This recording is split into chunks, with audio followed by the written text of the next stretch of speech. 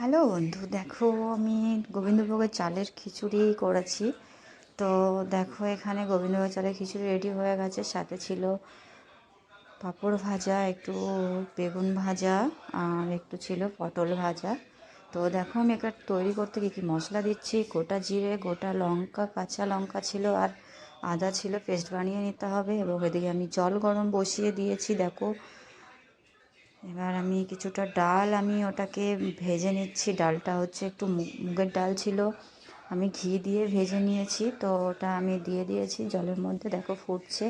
তো ডালটাকে একটু আমি ফুটিয়ে নেব, কিছুক্ষণ সেদ্ধ করে নেব। তো এদিকে দেখো ফুটছে।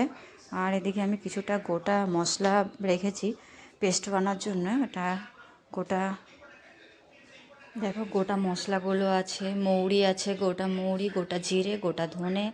তো এটাকে আমি পেস্ট বানানোর জন্য একটু ভেজে নিচ্ছি। এদিকে দেখো সবজি কী কী নিয়েছি।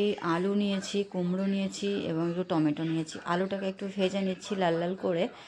এবার ওদিকে ডালটা ফুটছিল, ডালের মধ্যে আমি আলুটা ছেড়ে দিচ্ছি, দেখতে থাকো। তো ওদিকে ডালের মধ্যে সব আলুগুলো এক এক করে ছেড়ে দিচ্ছি। তো আমি এখনও চাল দিইনি এই পর্যায়ে এসে। তো আমি ডালটাকে, আলুটাকে, সব সবজিগুলো একটু সেদ্ধ হয়ে যাচ্ছে। তো সেদ্ধ হয়ে যাওয়ার পরেই আমি চালটা অ্যাড করব। তো এখন দেখো আমি একটু ওর মধ্যে গাজর অ্যাড করেছি, কুমড়োগুলো ভেজে নিচ্ছে সব দিয়ে। এবার দিয়ে দেব সবজিগুলো একে করে। সবজিগুলো সব দিয়ে দিচ্ছি।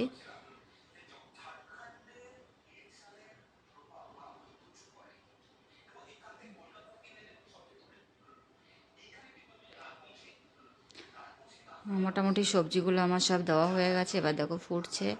এই পর্যায়ে এসে আমি চালটা অ্যাড করছি, যেহেতু অনেকটাই সেদ্ধ হয়ে এসছে ডাল আর সবজি। তো আমি এবার চালটা অ্যাড করে দিয়েছি। এবার খিচুড়ির জন্য মশলা রেডি করছি। এবার ফোড়নে দিয়ে দিয়েছি গোটা শুকনো লঙ্কা আছে, গোটা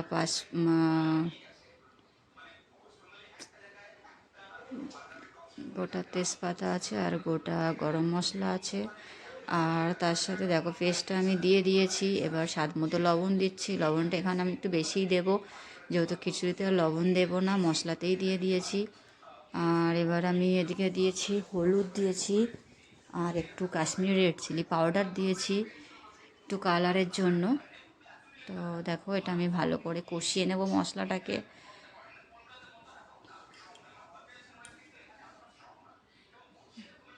মশলাটা অনেকটাই কষা হয়ে এসছে দেখো।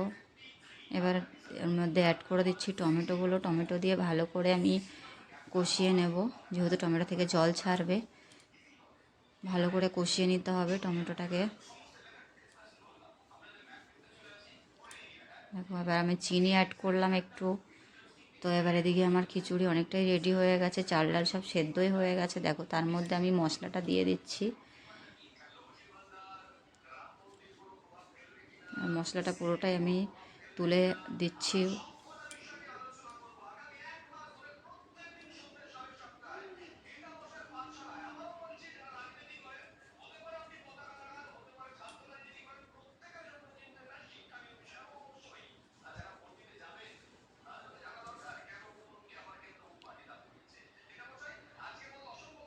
মশলাটা দেওয়া হয়ে গেছে, একটু নাড়াচাড়া করে কিছুক্ষণের জন্যে ওটাকে একটু রেখে দিতে হবে। একটু আঁচটা বাড়িয়ে রাখতে হবে, গ্যাসের ফ্লেমটা, যেহেতু ফুটবে মশলাটা। এবার একটু চাল ডাল না হলে মিক্সড হবে না মশলাটাতে, একটু ফুটতে দিতে হবে কিছুক্ষণের জন্য। তো দেখো ফুটছে, আমি এদিকে রেখে দিয়েছি। আর এদিকে আমি যে গোটা মশলাগুলো ভেজে রেখেছিলাম, তো আমি ওটা পেস্ট বানিয়ে নিলাম। তো এবার এদিকে দেখো হয়ে গেছে খিচুড়িটা অলরেডি। তো আমি খিচুড়ির ওপর ছড়িয়ে দিলাম মশলাটা। অলরেডি খিচুড়ি রেডি। চলো টাটা, বাই বাই। দেখতে